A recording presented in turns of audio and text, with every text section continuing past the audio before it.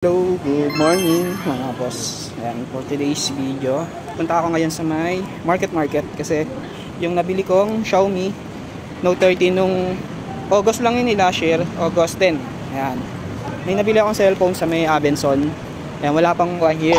Ngayon yung cellphone na yun, dahil nga ginagamit ko siya sa pag-MC, taxi rider. At the same time, yung anak ko kasi ginagawa niya ring cellphone pag umuwi ako sa bahay. Nangyari, yung pinaka LCD niya nasira.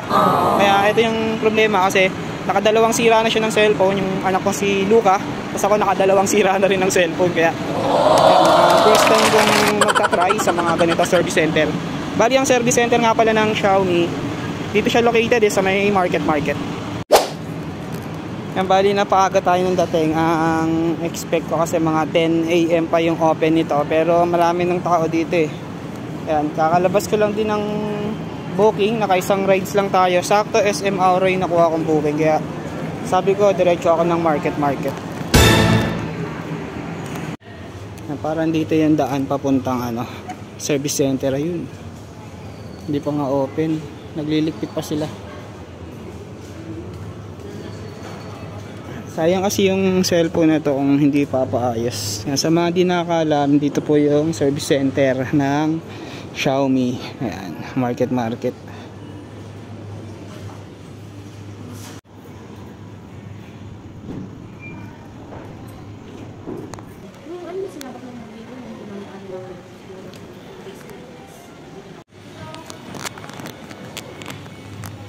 Alright, nakausap na natin yung stock. Sa LCD pa lang, almost 3,000 na. Tapos yung labor, 650. Tapos 1 to 2 weeks pa yung deliver ng LCD. Kaya medyo matagal yun. Negative tayo ron.